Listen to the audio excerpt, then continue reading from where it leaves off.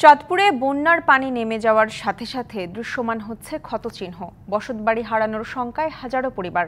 সেখানকার পরিস্থিতি জানাতে যুক্ত হচ্ছেন সহকর্মী নজরুল ইসলাম আতিক।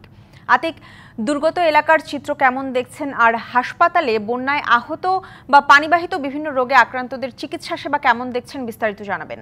সেটা মূলত যে চলাবদ্ধতা গত 12 থেকে 13 দিন, প্রায় 15 দিনের মতো চাঁদপুরের ফরিদগঞ্জ, হাজীগঞ্জ এবং শাহরাস্তি উপজেলায় দৃশ্যমান হয়েছিল। সেই জলবদ্ধতা এখনটা অনেকটাই নিরসন হয়েছে এবং তার পরবর্তী সময়ে কিন্তু এখন আমরা দেখেছি যে এই জলবদ্ধতার কারণে সৃষ্ট পানিবাহী রোগে মানুষ কিন্তু আক্রান্ত হচ্ছেন এবং এছাড়াও কিন্তু মানুষের বসতঘর কিন্তু বেশ ক্ষতিগ্রস্ত হয়েছে।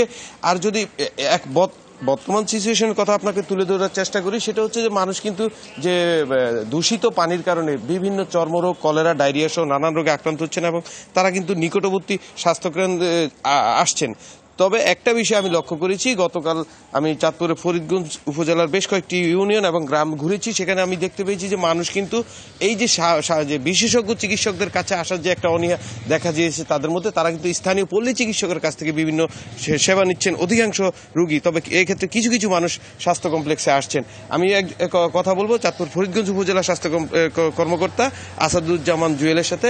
আমাদেরকে একটু বলবেন, আপনাদের হাসপাতালে এই যে পানিবাহিত কেমন রোগী আসছে? আসসালামু আলাইকুম। আমাদের ফরিদগঞ্জে বর্তমানে পানিবাহিত রোগীর সংখ্যার আধিক্য দেখা দিয়েছে। প্রতিদিন প্রায় 60 থেকে 70 জনের মতো রোগী আসছে এবং আমরা আশঙ্কা করছি এর পরিমাণ সামনে হয়তো আরো বাড়তে পারে। আর রোগীদের সেবা দিতে কোনো সংকট রয়েছে কিনা? কোনো না, আমাদের বর্তমানে যথেষ্ট পরিমাণে ওষুধের মজুদ আছে এবং হচ্ছে যে আমাদের চিকিৎসকদেরকে সবাইকে রিসেন্টলি এটার উপরে ট্রেনিংও দেওয়া হয়েছে যে জলাবদ্ধতা, এই ধরনের সমস্যা থেকে রক্ষা পেতে আপনাদের কোনো পরামর্শ দেওয়া রয়েছে কিনা? আমাদের পরামর্শ হয়েছে যতটুকু সম্ভব দূষিত পানি পান বা ব্যবহার করা থেকে বিরত থাকতে হবে, পানি পরিষ্কার রাখতে হবে, পানি ফুটিয়ে খেতে হবে এবং পানি বিশুদ্ধকরণ ট্যাবলেট ব্যবহার নিশ্চিত করতে হবে। শেষ প্রশ্ন, অনেক প্রত্যন্ত এলাকায় মানুষ স্বাভাবিক চিকিৎসা পাচ্ছে না, তাদের ক্ষেত্রে আপনাদের কোনো টিম যাবে কিনা প্রত্যন্ত এলাকায়? হ্যাঁ, আমাদের অলরেডি 19টা মেডিকেল টিম গঠন করা হয়েছে, 16টা ইউনিয়নে 16টা, শুধুমাত্র বন্যা কবলিত মানুষের চিকিৎসা সেবা নিশ্চিত করার জন্য। এছাড়াও আমাদের 3টা মেডিকেল টিম আমরা রিজার্ভ রেখেছি উপজেলা পর্যায়ে।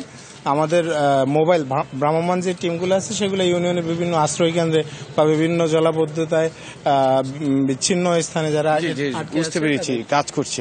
ইশিতা, আপনি যেমনটি শুনছিলেন, শুধু এই উপজেলা নয়, চাঁদপুর যে অন্য 2টি উপজেলা আছে সেই উপজেলায় কিন্তু মেডিকেল টিম এবং স্বাস্থ্যকর্মীরা কাজ করছেন এবং তারা বিভিন্ন ধরনের পরামর্শ দিয়ে যাচ্ছেন যাতে এই পানিবাহিত স্বাস্থ্য ঝুঁকি থেকে মানুষ রক্ষা পেতে পারে। ইশিতা।